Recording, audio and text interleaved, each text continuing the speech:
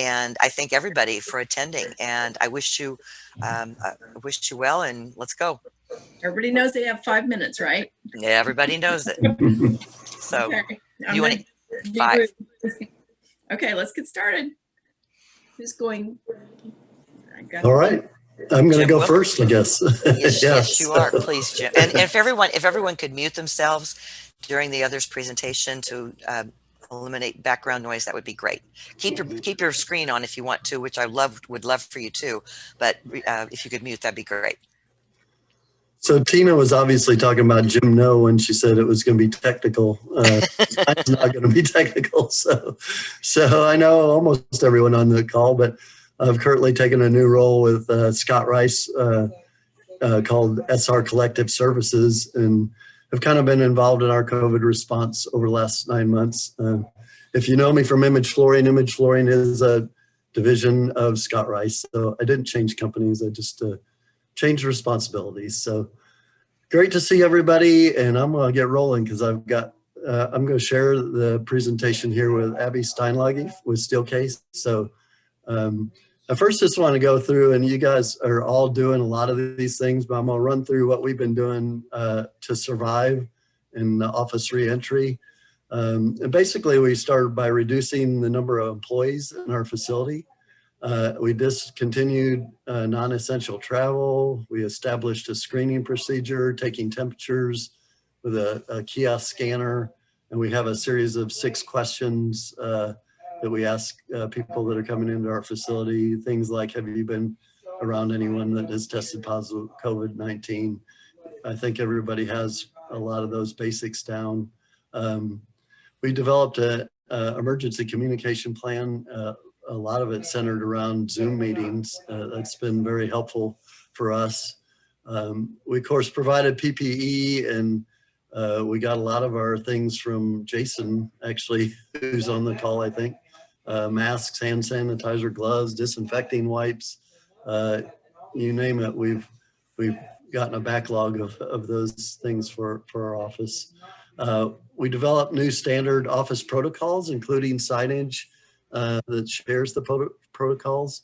And then we did a number of things to upgrade our facility. The first thing we did was increased outside air through our HVAC system, and hopefully I'll get some good information on things we can do along those lines today. But we created hands-free access for doors, trash receptacles, ice and water machines, anything we could think of to keep people from having to touch anything.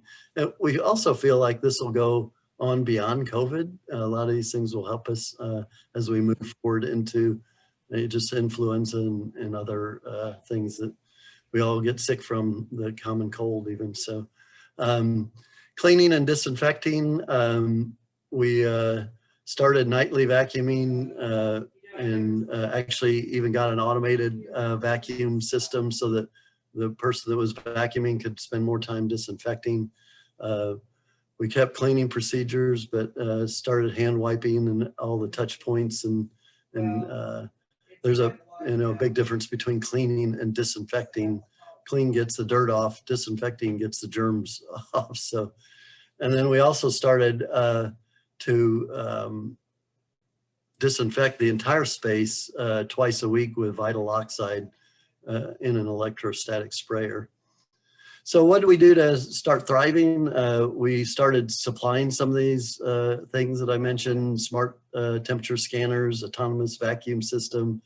We provided disinfecting services. We upgraded our floor and fabric care systems with higher quality and more efficient equipment so we can lower our cost and reduce our price to the market. We started working with a Steelcase product called Workplace Advisor that takes an analytical look at the number of people in a space and the location, and that's helping us reduce sizes of conference rooms or rearrange where people go. It also helps us in cleaning and knowing where the high traffic areas are. So that's been pretty exciting. And we've combined our ability to offer all these services from light construction to flooring and furniture under one umbrella. And that's allowing us to help customers reduce their vendor base and consequently, better control control internal costs. Basically just doing more with less. So at this point, I'm going to turn it over to Abby Steinlage with Steelcase. Hey guys, nice to meet you all. Thank you, Jim, for including me on this. As you said, my name is Abby Steinlage. I'm a workplace consultant with Steelcase here in Kansas City. Have the pleasure of working with Jim and his team at Scott Rice. And I'm just going to take 2 minutes. We'll run through 2 tools we just wanted to share really quickly with you all that might come in handy as you're working to bring your people back into the office safely. These have been kind of developed in tandem with our research along with MIT. We've partnered with Dr. Lydia Bariba to kind of understand how pathogens travel through the air and how we can help use our furniture and layouts and kind of space planning within offices to help mitigate a lot of the disease spread through that. So the first is Space Scan. It's a new program from Steelcase. It is ideal for any customers who do already have Steelcase furniture or have worked with any of our Steelcase dealer teams like a Scott Rice to lay out their floor plans in CET. It's a floor plan scanning system package that kind of will identify vulnerabilities in the current office layouts based on their densities. And so it kind of breaks your floor plan up into different space typologies, grades each of those, and will generate a report that gives you some actionable steps and ways to maybe rearrange or reconfigure some of your spaces just based on some of the general protocols and kind of lessons learned that our research has taught us these past few months. Am I getting the 1 minute? Last one, workplace surveys. This is a tool that's open for anyone. It's a series of kind of 3-tiered surveys, basic, advanced, and premier. That's really kind of targeted to helping you all measure your employee kind of sentiment about their experience working from home and what they're going to expect coming back into the workplace. So the basic set of surveys is free. It's 9 questions. Takes 8 to 10 minutes for your employees to complete, and it does not collect any personal data. It is all anonymous. We use our Qualtrics platform for that.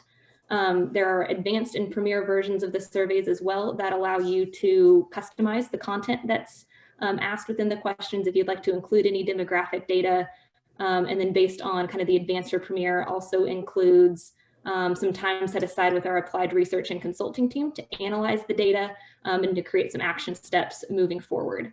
So happy to connect with any of you guys offline if you've got questions or want to dive in a little bit deeper to either of those. And I'll turn it back to Linda. Thanks, everyone. You got your mute on. Linda, you're on mute. Okay, who's up next? I'm up next, Linda. I'm Charlotte.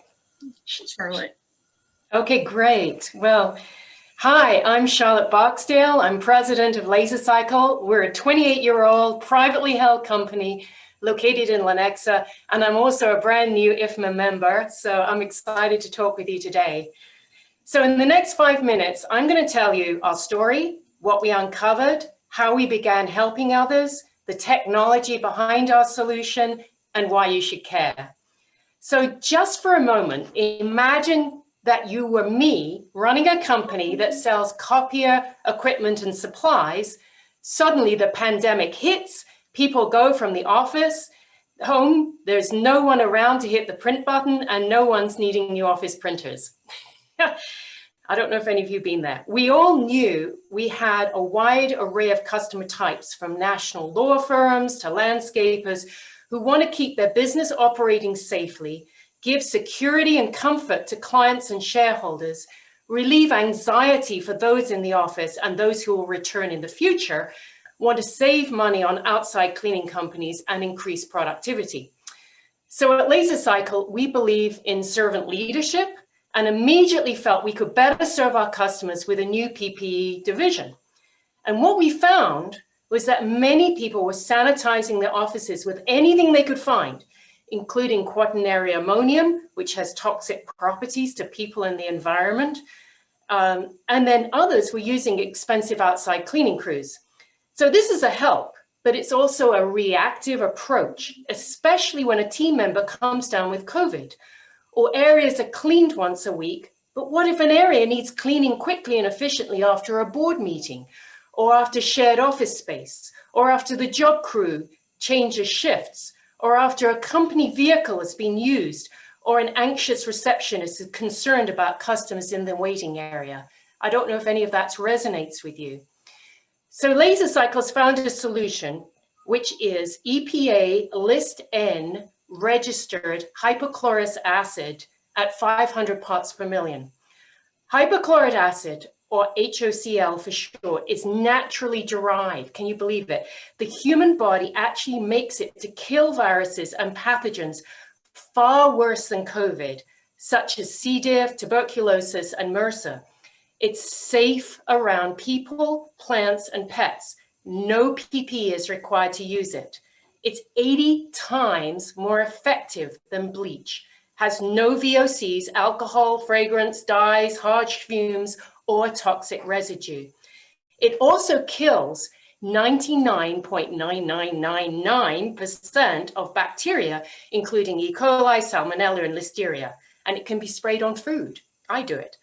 It destroys allergens and dust mites. It can be applied as a fog, a wipe, or a mop, and it's got a very clean, faint, pleasant chlorine smell, which dissipates quickly. So here at LaserCycle, we spray our 8,000 square foot space once a day. It takes a couple of minutes, and I also use it in my home to disinfect surfaces and food. So my question to you is, would you inhale toxic fumes or bleach? Of course not. With hypochlorous acid, this is not a concern, whilst keeping your employees safe and lessen anxiety. Let me show you. I've got a little atomizer here, and I'm spraying it all around me, and it's completely safe and natural.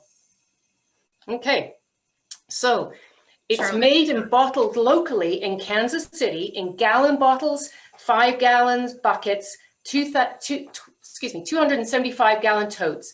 So there's no shortage of supply. So we sell it with a handheld ultra low volume battery operated fogger that anyone can use at any time. Let me show you. We call it the pig. It looks a little bit like a pig. It's lightweight, easy to use. Just turn on the on button and it fogs over 30 feet with a fine mist with the average droplet size of under 50 microns. So it truly covers the surface. Think of it as a fine mist of water that dries rapidly on any surface, including carpet, vinyl, fabric, within seconds. I'm going to quickly turn it on to demonstrate. Literally, on button. Whoops. And then we're going to have to finish, Charlotte, after this. Okay. Okay. It's as simple as that. So, so if you'd like more information on it, just give me a shout and we'll do a demonstration or a webinar. Thank you so much. We love show and tell. Becky, you're next. You need to unmute. I forgot that I needed to unmute. I was ready to go. Okay. Good morning, everyone. I'm Becky Beilharz. It's still morning. I got 9 minutes. Becky Beilharz. I'm facility manager at FEMA Region 7. We are a department under Homeland Security. Now, I know I'm showing my age, and I've already admitted a few minutes ago on that, but I've actually been a KCFMA member since the early 1990s. And my professional background includes working for an AED, different AED firms for about the first 12 years. I spent 15 years, I had my own consulting practice, specializing in facility planning, project management, and relocation management. And the last 8 years, as of tomorrow, since it's my anniversary, I have been facility manager here at FEMA. Excuse me, real quickly about our building. We moved into this building in January of 2018. We have about 5,900 square feet over 2 floors and staff of about 320 people.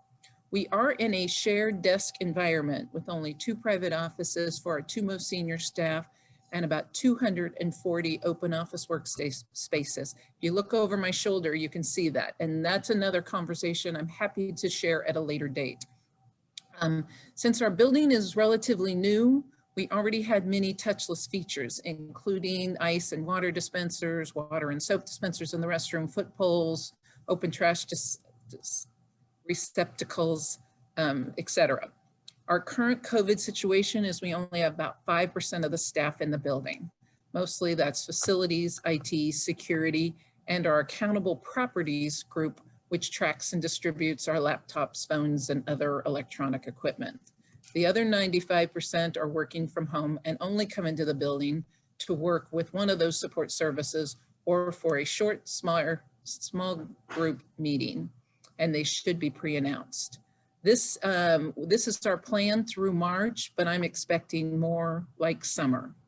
And real quick, another note, I just got off a call with our headquarters where I am on the space standards work group that we are reviewing our current FEMA-wide space standards in relation to current COVID, post-COVID, and the next pandemic in mind. At this point in time, we don't have much to share, but that also could be later down the road. We are formally in phase 1 of our COVID protocol. That's 25% maximum occupancy. As I said, we're only at about 5. We're doing all the typical things, temperature scanning at the entry, purchase thousands of PPE, plexiglass panels installed for those that are in the building now, IT and security and such, additional deep cleaning, wipes and sanitizers throughout the building, signage promoting safe practices. Also, a majority of our workspaces are along a spine, so we have inactivated every other workspace on the diagonal to achieve at least a 6-foot social distance. We created a written COVID protocols for staff that tells about mandatory masks when you're moving about the facility, not necessarily when you're sitting stationary at a workspace. It tells how to enter a building, how to work and move about the building, including use of meeting rooms, break rooms, etc. Clean desk policy where nothing can be left overnight due to cleaning, with a few exceptions on assigned desks. Most of this is common sense items. Thankfully, knock wood, we really haven't had to deal with contact tracing because we have so few people in the building. When we go to phase 2, which has not been announced, we'll probably be at 50% occupancy, additional signage, which might include one-way travel through our corridors, staged entry. We already have flexible start times. You can start your day anywhere between 6 a.m. and 9 a.m., but we may have to formalize that into smaller windows because we have a possible log jam at our building entry. As because of building security, we have one entry, two turnstiles, so that creates a bit of a log jam, and each turnstile right now is one way. What I am most interested in, and don't have a lot to share at this time, but is what do we do post-COVID, especially telework, and especially if full-time telework will be allowed. Pre-COVID, we had a robust formal telework policy, average 1, 2, 3 days a week, depending on your group, your job requirements. No one was full-time though, and we are not required to telework. It is your choice. We do have some management that still likes to see their staff in the building, so I'm wondering how that will change when the staff wants to work from home. And to wrap up, one of the most interesting changes that could come about is how we respond to disasters. FEMA typically sets up a joint field office with state, other federal agencies, nonprofits, where we're all working closely side by side, 2 people on a folding table possibly, to respond to that disaster. Most of that work right now is being done remotely. Some of it can't be done remotely, what we call our boots on the ground, the people that initially respond, our site inspections, our community outreach, those kind of things, they will need to still be done in person for the most part. But there's also a lot of people on that team in that JFO that are doing office work, and we usually set that JFO up in a temporary vacant space. Like I said, it's folding tables and chairs, maybe panels between you. It's pretty rudimentary, but some of that could maybe be remote. Some of it may still need to be on site. And for me, I do think that's when FEMA is at its most collaborative and at its best, is obviously, you hope that, is when we respond to a disaster. So this is the FEMA perspective. I'm happy to share more details as needed and appreciate the opportunity. Thank you. Thanks, Becky. Jim, you're up next. Do you want to unmute? Yeah, I'm unmuted. So I thought Craig was next, so I can go. So thank you very much. Oh, you're right. You're right. You're Craig. I jumped over you, Craig. Sorry. We'll come to you. Okay. No, go ahead. Go ahead. We'll come You back. want me to go ahead? Yeah. Okay. We Well, unmute. There we go. can you all hear me? Who we doing? I was going to do Jim, but now you're up. So go ahead. Okay, It's all I'll right. make it. I'll make it 5. I'm Craig Simon. I'm a franchise owner of Windsor Corporation, and Windsor is a distributor of maintenance, repair, and operation products. It's located in Plano, Texas. I've been on the automotive and manufacturing side here in Kansas City for over 35 years, and a franchise owner for 18. Up until the spring, Windsor and myself knew very little about COVID-19, but they've adapted as I have. My dealerships now are using one of our products to disinfect their customers' cars. They do disinfect some before the mechanic works on it, or some will do it after the work is done. They'll disinfect the car and they'll place a placard in it stating, hey, your car's been sanitized. Thank you for your business. Here's a coupon for 10% off oil change or parts. I've got a local police department using it, and I have a church using our backpack version. I talked to them last week, and it's easy to use, and they feel like Ghostbusters. So there's a little bit of bonus on that. What I wanted to briefly talk about is the product that they're using, and it's a Maximum Facility. That's what it's called, and it's a hydrogen peroxide disinfectant. Kind of goes along a little bit with Charlotte's. And the question is, why would you use hydrogen peroxide as a disinfectant? Well, in ours, it's known to be healthier and a more better alternative than some of your traditional and harsher disinfectant because it breaks down to just oxygen and water. Therefore, it leaves no residue and no risk of transfer to skin. There's also multiple ways that they use it. So you can use it in office spaces, common areas, bathrooms, schools, school buses, etc. We have a fogger version that's with an air hose. That's what my dealerships use. The church uses our backpack version. And we've also have a standalone, relatively big push-along cart with a 50-foot hose for warehouses and big areas like that. Now on my document, which you can't see, I'm going to read just a few of the highlights of it and share it with you because some of these are why the customers are using it. Number one is 1 gallon of our product, the Maximum, dilutes to make 64 gallons. So it's very cost effective for them. So disinfecting a car is just pennies. It leaves, again, no residue. It's got an EPA number, which some of my body shops use it to disinfect their cars because the insurance companies will pay them to disinfect the car. So since it's got this EPA number, it's a legitimate number. It's not a Windsor product. Again, perfume dye free. You can use it on cloth. I've accidentally, my van has been been sanitized so many times. So they like the idea that you can spray it on dashboards. It doesn't affect electronics. It doesn't leave residue on the windshields. So that's how we've adapted, or I've adapted on this COVID stuff. I think it's got I think Windsor, in closing, has a great disinfectant, and it hits all the whistles and bells for my customers. If we've got a video to show how it's used, and I can send you any information you would like. So thanks, Tina, for setting us up, and I'll pass it on to Jim. Yeah, thank you, Craig. You bet. Jim. Okay, I guess it's my turn now, right? Yep. So first of all, I want to thank Tina and Brittany for inviting me to talk with you all today. Quite a few of you already know me or have met me at the Kansas City Real Estate Expo or associated with ASHRAE. I'm currently the Honors and Awards Chair of the ASHRAE chapter here, and I was the president of the chapter back in 15-16. Brittany and I have known each other for a long time. She and I and Dave Grosstack formed the BEP that you're all aware of. I started in the HVAC business back in 1980 with Carrier and then with Trane. So yes, it's been 40 years in the industry. I started E+ Environmental Solutions at the end of 2001, right after 9/11. So we're celebrating our 20th year here in business in Kansas City. And our focus has always been on indoor air quality with air filtration, UV air disinfection, and IAQ testing as the air acuity rep for 12 years, in commercial buildings, healthcare facilities and the like.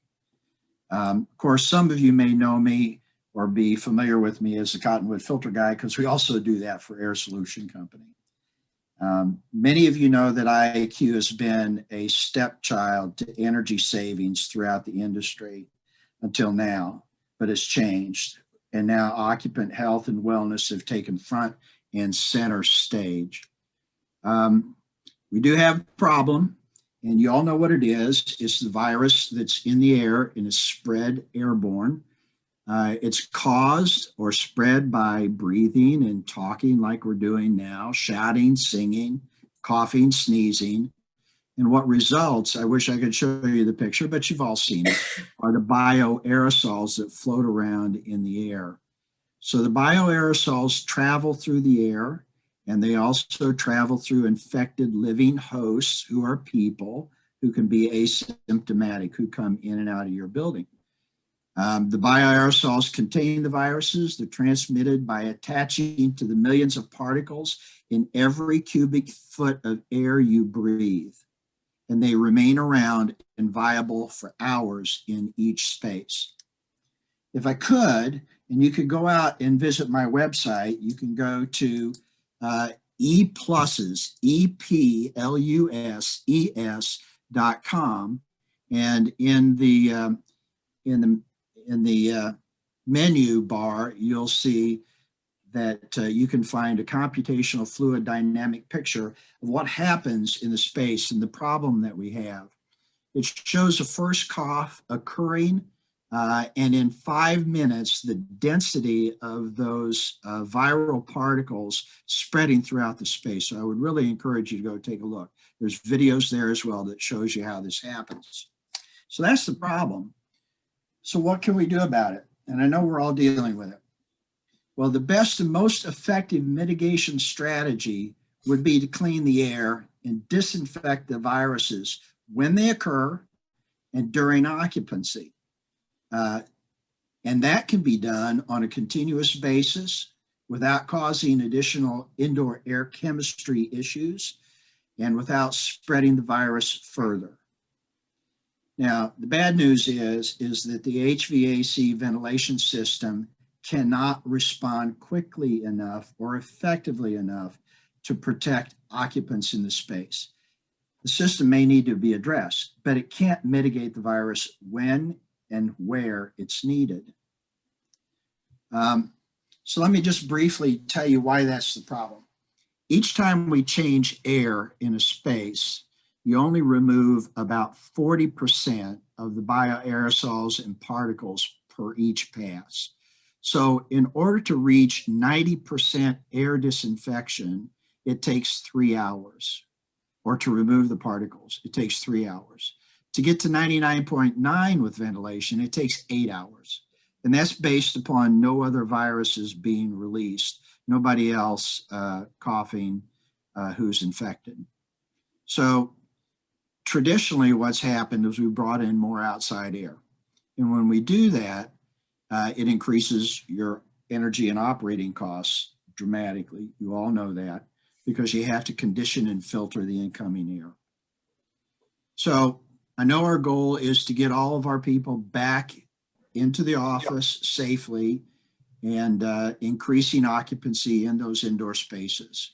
Hopefully that we'll be able to return to normal as we knew it and get back to business before more businesses suffer more economic hardship.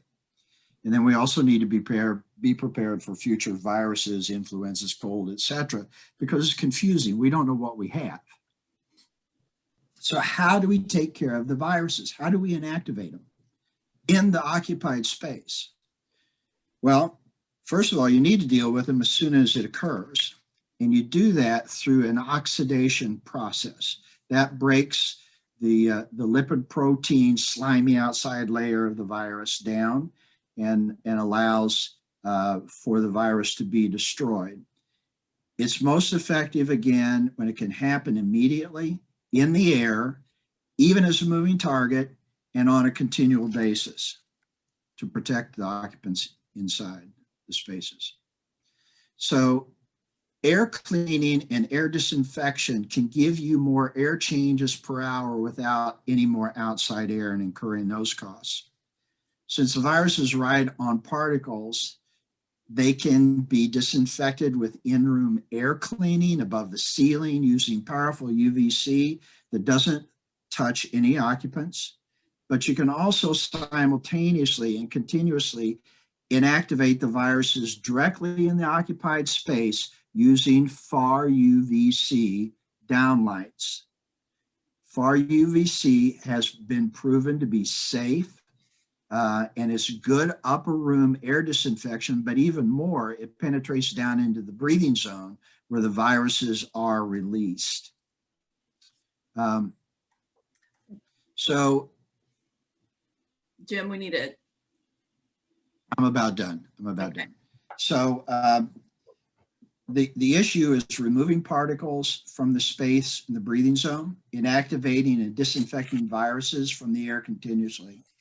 And then finally, another thing that you guys can do is install indoor air quality sensors that allow you to continuously monitor the particles and other qualities of the air and document all mitigation steps you take, including the ones I've just described.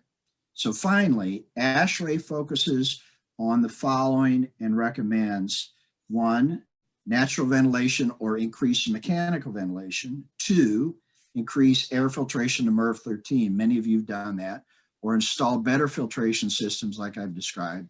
And then 3, using upper room UV lighting. So briefly, you can contact me. My contact information will be sent out to you. I'll send this presentation. Visit my website. Again, epluses.com.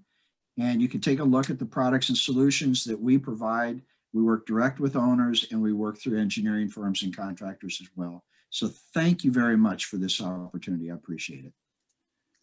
Thank you, Jim. Julie, are you ready to share? I am. Thank you. I am Julie Robinson with H&R Block. I've been with Block for 16 years. Started when our building was under construction downtown. Can't believe that it's 16 years has gone by very fast. Our team manages building engineering, the mail room, a cafe, a coffee shop, which unfortunately is closed right now, and janitorial. We used to also manage the building security, but that has been moved off. We've actually hired a director of security, which we're thrilled about. So we're happy with that. But we still manage all of the day-to-day card reader and access items. So our building status right now, we've got 530,000+ square feet. Pre-COVID, we had 1,600 to 1,700 associates would be in the office at this time. Obviously, it's tax season and we should be full up. The building right now is available for associates to come in. They have a brief list of questions that they just need to ask themselves, your standard COVID questions. But our occupancy right now is about 100 per day. So we are at about 8% of our typical occupancy. Things that we did early on, obviously signage everywhere, additional hand sanitizer, adding high touch point cleaning and fogging as well. And our current guidance right now is work from anywhere through June.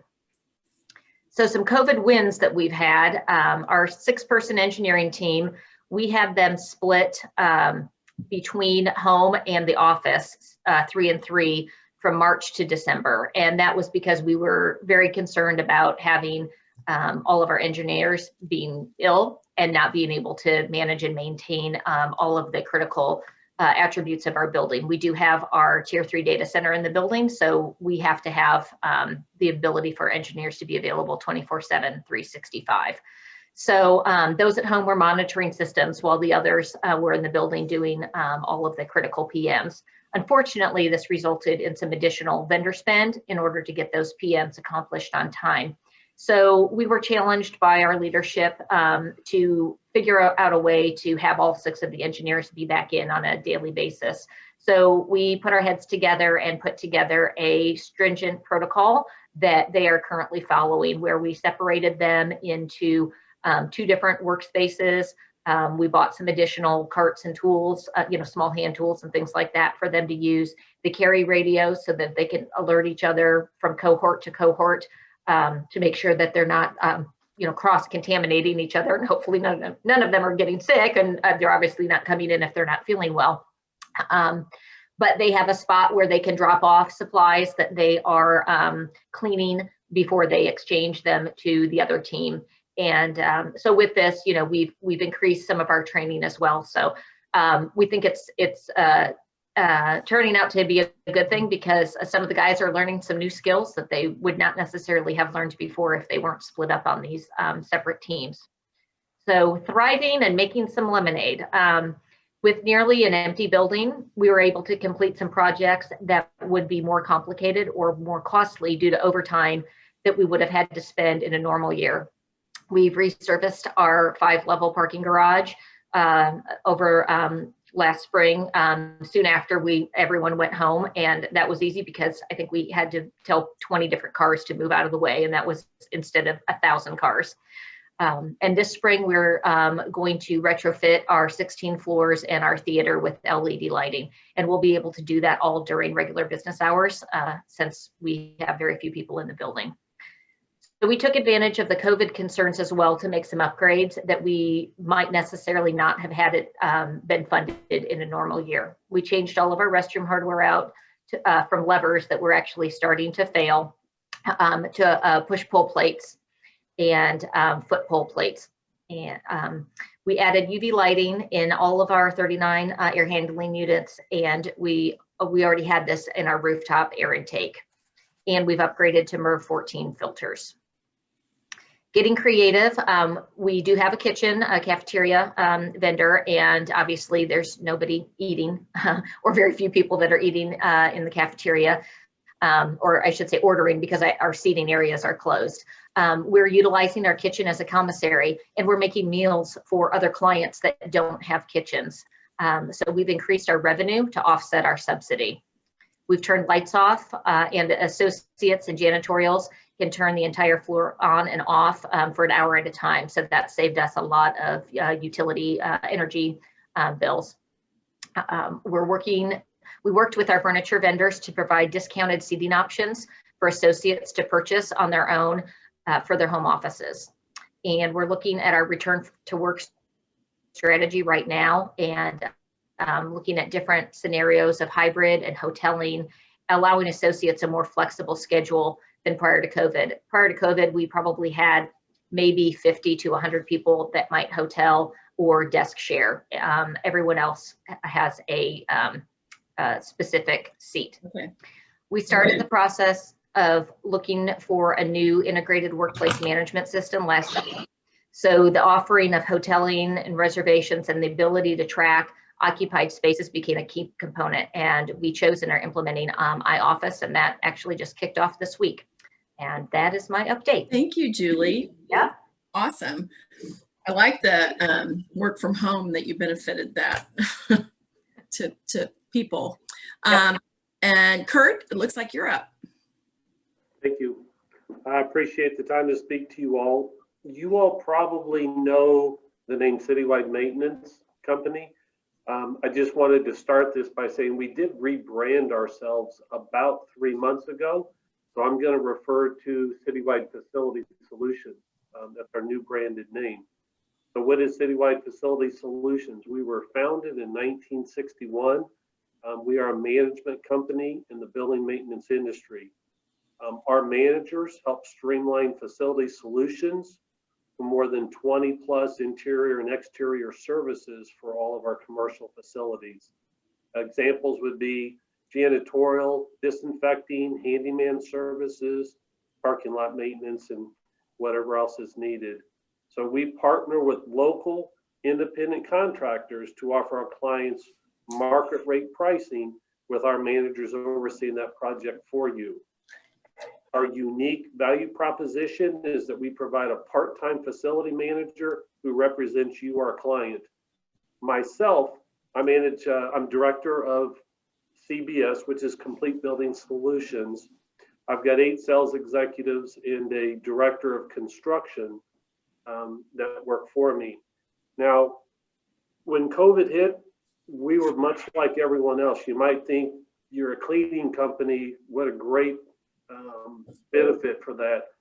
However, the majority of your revenue is coming in cleaning buildings, and these buildings are shutting down. We also had to kind of reinvent ourselves.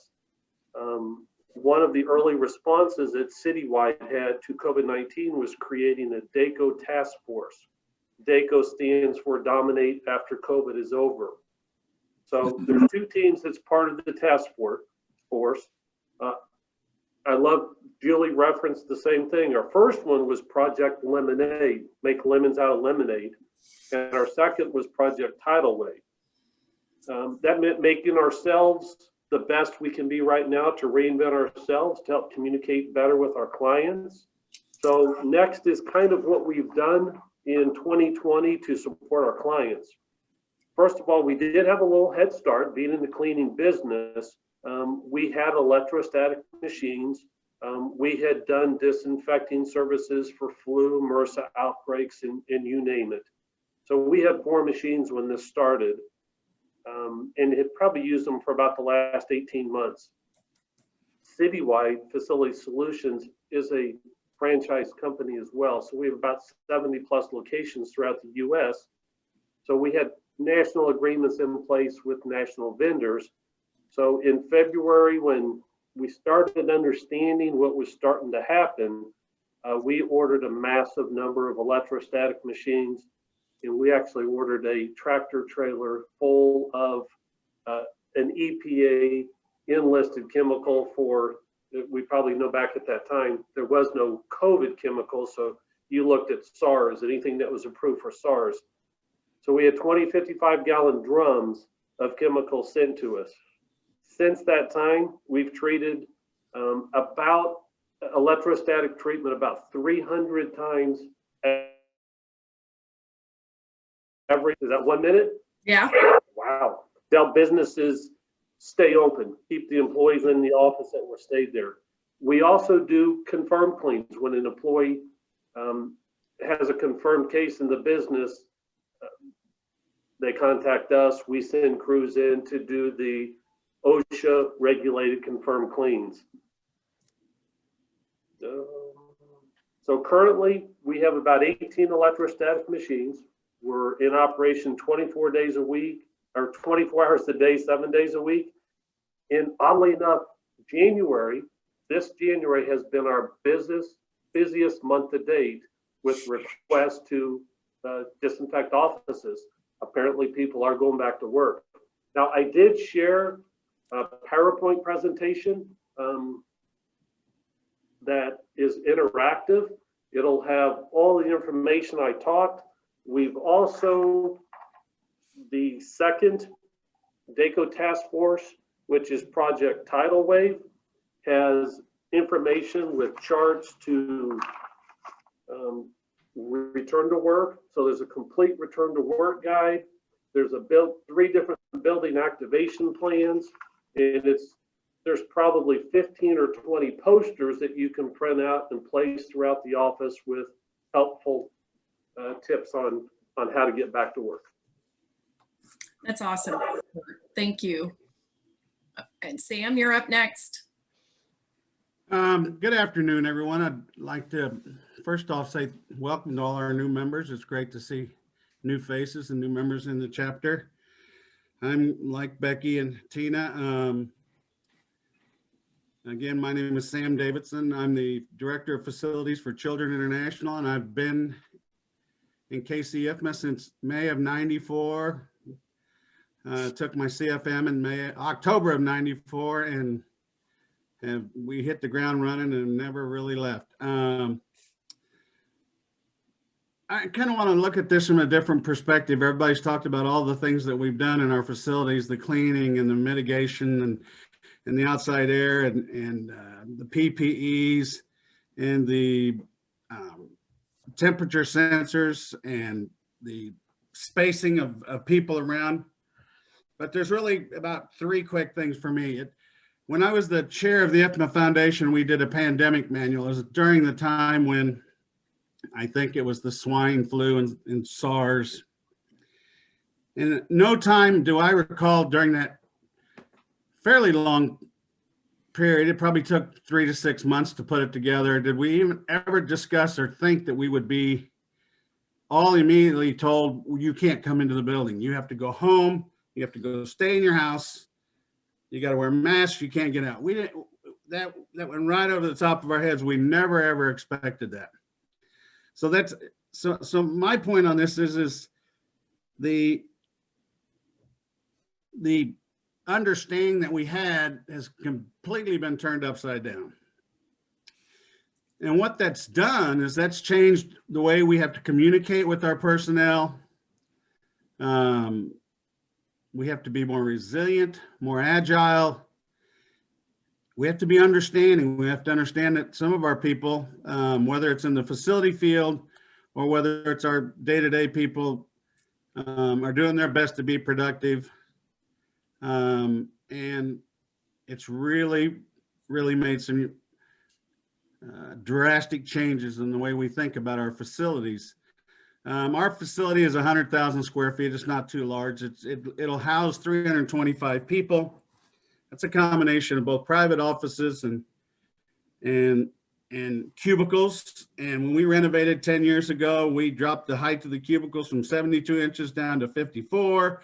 It was all open. There's open space from one end of the building to other windows. You could see everything. There really wasn't anything to block any kind of, all the airflow was in common areas and common space unless you're in a private office. And now it's like, how do you change this? How do you handle that? Well, from a nonprofit standpoint, there's really not any way to do that. We only have essential personnel in our building. It's about 5%. It's production people that have to get the mail out. And it's some facility people that are still there cleaning on a daily basis. And we've done all the other things, the PPEs and the cleanings, and we've cleaned over the areas that we clean, and we've vacuumed. And I mean, with 15 people in the building, it's a really strange world we live in. So we've really, in our organization, have focused a lot on the mental health concerns, and taking a line out of the assessment, IFMA just put it out, the experts assessment, it talks about a feeling of being isolated and lonely have increased as the pandemic continues to loom on. Businesses need to creatively invent ways to keep the employees connected to one another and to the workplace community. Now, we do allow our people to come into the building if they want. They have to follow a whole list of guidelines when they travel throughout the building. But that still is very stressful for the people that are there day to day, and then just really weird for the people that come in once to get something off their desk.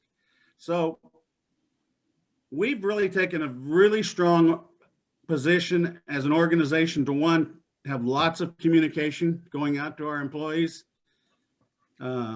Make sure that information is factual and not emotional or political or anything. And then just really focus on the mental health concerns of all the individuals that work for us. I have 3 people, and I talk to each one of them every day because I want to know how you're doing. How are you doing? How are you feeling today? We're all struggling, right? And if they're having a bad day, I've made the decision, if you're having a bad day, there's nothing going on. You've got what you need to get done, go home. And I've even told that to our HR and my directors above. It's like, yeah, they can either use personal leave or vacation, but I look at it in a different way. They're the ones that are still on the front lines every day. And I give them a little slack and a little understanding when it comes to what they can and can't do. So, we can talk about facility-wise furniture changes, air, club, all the stuff that we need to do. We all know about that.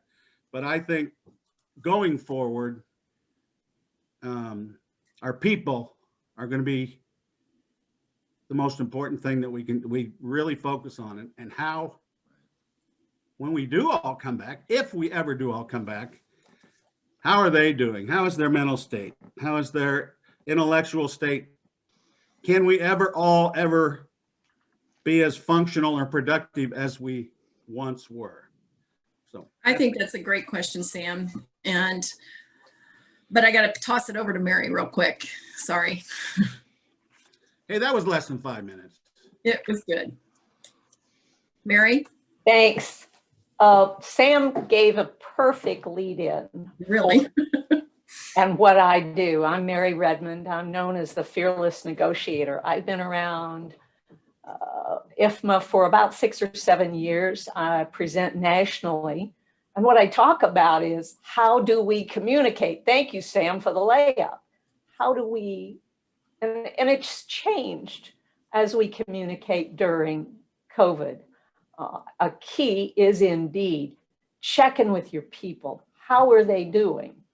I did a project, a couple of months project, and I did it right in the window between when one company allowed their people back for 2 months. And I worked with them on what are the challenges they face now during COVID. And it was the purchasing procurement area. And I saw such frustration with all of their suppliers who said, I can't respond. I can't produce in a timely manner because of COVID. What does that mean when we hear COVID? And so I help them ask questions. And that's part of the communication, is asking more questions of your teams, of your employees, to find out what challenges are they having, and then confirm what they meant. They may say, I'm frustrated, and you go, oh, okay, let me help you with that. Well, what did their frustration mean? You have to find out the frustration. So that this work group had been apart for 4 months. They're back together for short of 2 months, and now they're back apart again. When I got them together in a room, COVID safe, what had they missed the most over that 4 months? Working as a team, talking to each other, seeing their friends and colleagues. They were like kids in a classroom and missed each other all summer. And how are we going to create that environment? Because as I hear from all of you, I forget, maybe it's March. My guess is it's going to be summer before we get more people back in the office at the same time.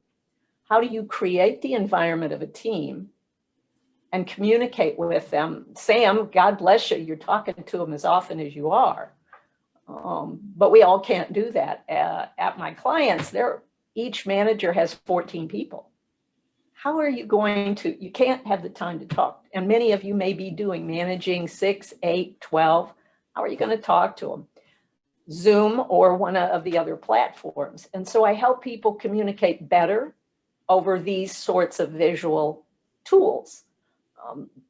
And I teach tips on how to change how you talk to one another. Things like, and I'll give you some quick ones, put your face on the screen.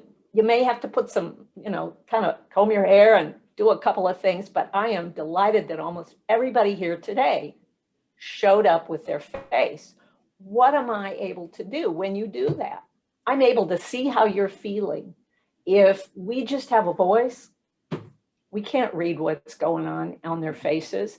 And the face, and I teach body language, so I teach, what do you see on the face that doesn't agree with what's coming out of their mouth? That happens a lot. We put on our happy face and say everything's fine, and it's not fine. It sucks. And that's just being truthful. Some days it just sucks. So how do you really see your people? Well, I can't see you if you don't put your face on the screen. I don't care if your house is a mess. I want to see your face. I got to read you. I also have to use good etiquette. I have to check my technology. How many people have you been on a call with and they say, can you hear me? Can you hear me? Check your technology before the call begins. Can you see me? Can you see me? Even I make that mistake. If you're presenting to a group, stand up. How does that change what you're doing? Your voice is stronger, you look more in control. Well, now I'm sitting down, but I have a presentation to make, several of them.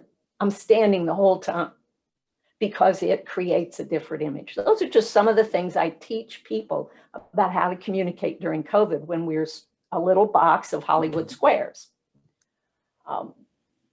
I also encourage more activities with your teams. I've done some role plays or case studies where you solve problems together. Those are helpful. There's just a lot that we need to do. I talk about how to deal with people on the street or in your office when they're wearing masks. How do you read through the mask when you've lost part of the communication from their feet, their rest of their body? So that's what I do. I can help you. I can do virtual programs. And that's the main thing I do is I teach virtually now, and I put my suitcase in a closet. I don't know when it'll be back out, as many of you have had to do. We've stopped visiting our plants and our facilities. What I also was asked to do is do some summarizing of what I heard, because again, I'm in communication. So what did I hear? Some overarching things. We're reducing forces. Many of you have had to do reverse engineer the space that you have. How have you made it COVID safe? At that one client, I was supposed to have 25 people in the classroom. I ended up with 10 to make it safe, space the classroom. If you're able to do some training on site, consider changing around the space so you can still meet together. I heard people buying new products, investing. Julie showed us how, I think it was Kurt and Julie, both showed us the lemonade side of the experience. How do we move initiatives, change budgets? You got to change your budget and move the money into now. So when the parking lot areas are open, when the restrooms are not being used, you guys are brilliant at solving the space changes necessary, but you got to be able to pitch the budget, moving it into now. I also saw people, and especially Sam, you touched my heart because you're a people person. Are you looking not just at how are you moving people, but how do you deal with the inner? What are you doing to help with the inner? Mary, I think that's all we Is have. that enough for the summary? Because I was doing Actually, I just want to say that we've heard a lot of good things for all the way from sanitation to playing games to communication. So I think that unless anybody has any questions, that's kind of, there's some things going off to the side. Tina, have you seen any that pop up? I'm looking at the chat right now to see what we have. I heard that working from home downtown, I heard a lot of companies are not looking until June or July. Somebody else mentioned earlier than that. So I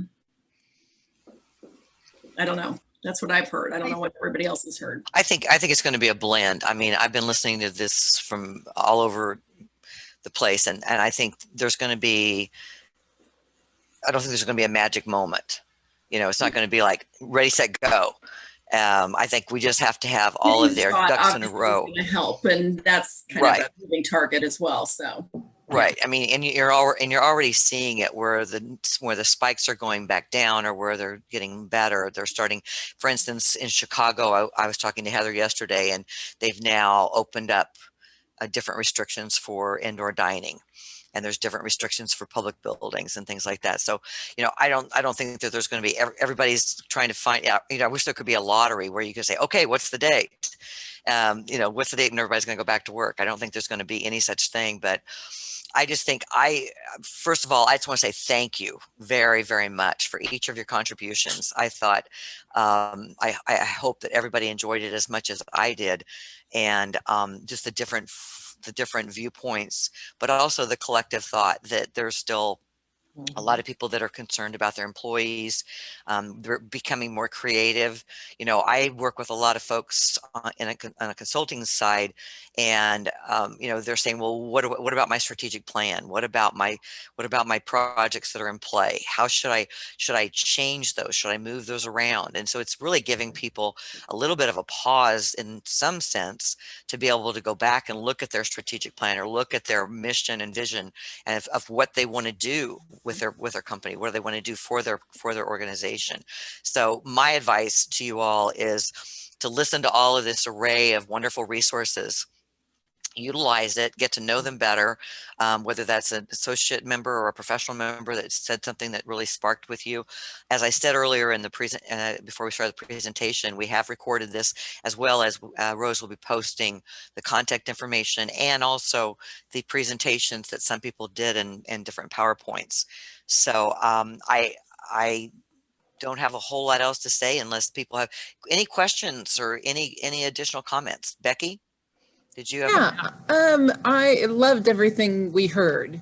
One thing I'm curious about is, and I've been on some of the national and international webinars where they've discussed this, what, Julie says they're helping, chairs or things like that. Are you doing the actual chair? Are you giving them the stipend? If you're giving the chair, do you expect to get it back? I don't really want to manage chairs at home because you've got dogs, you've got bags, you've got whatever else. Once we send one home, my goal is it's gone, but I can't do our current chairs because then our desks don't have any. So I'm curious what other, particularly the facility managers, but what are other people hearing you're doing about what you're providing at home? It looks like her personal chair purchase not allowed to take chairs home. Is that what you said, Julie? So are you? They purchased the chair. Yeah, they have Okay. to buy it themselves. It's set up on a separate account where they can log in, and then when they log in to the various web furniture vendors store websites, they get the block negotiated discount. Okay, I had one person reach out to me for a chair and I sent them to our chair vendor because they wanted our exact chair. She actually said, what if I buy a new one, give it to the office, and can I have mine back? And I'm like, no. But I'm curious. I just think we don't have full-time teleworkers. I think we will when this is over. Our previous policy was that if you are telework, you had to kind of sign an agreement, go through a home check, and it was meant that your home office was set up properly ergonomically. And so we left it on the employee to say, hey, yeah, I'm going to telework and my work is okay. Whether there was no inspection from one of us, it was just, and this comes out of national headquarters. So, but I wonder if down the road, I'm surprised I haven't had more requests for chairs or complaints or anything like that. But I guess everyone's just making do. I think most of our staff are happy to work from home. And so it will likely be a huge shift to, could be a huge shift to more full-time.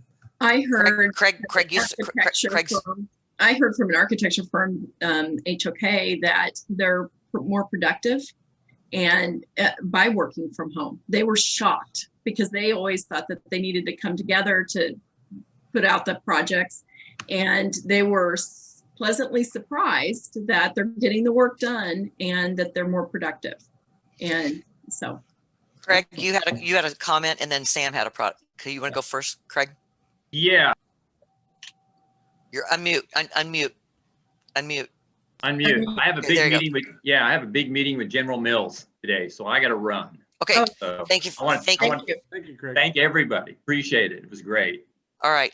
Thanks, Craig. And Sam. Sam. I see Becky posted, we allowed staff to take chairs home. I mean, our executive teams, one, since we are a nonprofit, they were really concerned about trying to put the burden on an employee to have to buy a chair at home.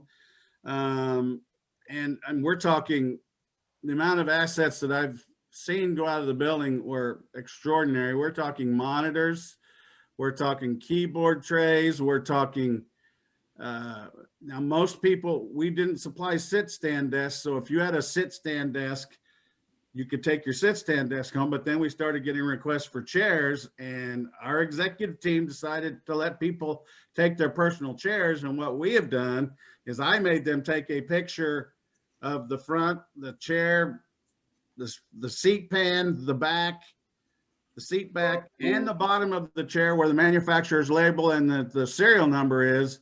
So I could kind of have an idea what the description, what the chair looked like when it left the building. And we also said in the email, you are going to personally be responsible for this chair. We have I've got an Excel spreadsheet, and IT's been keeping track of all the monitors, but my direct conversation with my boss, who is the director of talent and growth, or HR, is I doubt that we'll ever see all of our assets come back. And I have a complete list of them, but unfortunately, again, our executive team has not even come close to deciding when they think we're going to re-enter the building, and if we'll ever re-enter the building at full capacity. So that's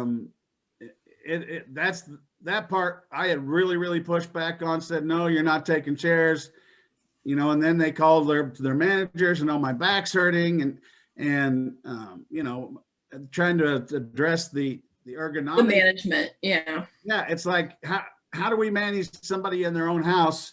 And then when the executive says, okay, go in and get your chair. I mean, I stood there watching people roll chairs out of the building, and I just kind of put my hands up and said, I'm doing the best I can to keep track of these guys, but I'm, I wash my hands. You can only do what you can do, Sam. Mary, you had another comment, please. Yeah, I hear assets going out the door. I also wonder about the building and what people are doing to prepare for all that real estate that may or may not continue to be what their offices are located in. I hear from a lot of people where we may never come back, and I can see hundreds of thousands of square feet of space that will remain unoccupied. So my question to others is, are you negotiating and laying up, somehow setting up ready to let go of the space? How can you get out of that lease? Or because it's not a buyer's market right now, and you're going to be stuck. Are you rushing to get stuff out to the marketplace while the price is still good? What are you going to do? One of the things that I'm working with a couple of clients on right now is really pushing for people to do facility condition assessments so that they can understand what are their most valuable properties and what is it going to take to get their properties in shape to sell. Which ones are going to be the one that will take the least amount of maintenance, or which one are the ones that they really should have gotten rid of before. So I think you're going to have a lot, especially the federal government is going to be doing a lot of this, is what I'm hearing. A lot of We've been doing that for years. That's Right. why we're in a shared desk environment. Obama set up a workplace transformation where he wanted, and that was early in his first administration term. So, yep. And he set that up, and we're shedding millions of square feet all over the country. We are, that's why we're in a shared desk environment. We don't have one for one.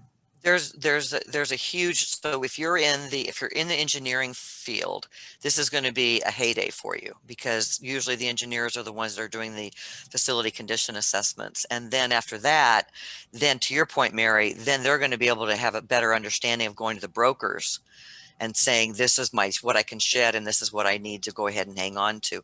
But yeah, there's a lot of activity going on underneath this, with the engineers trying to determine what properties can be just, gotten rid of, which ones are going to be worth keeping, what's their FCI, their facility condition indexes.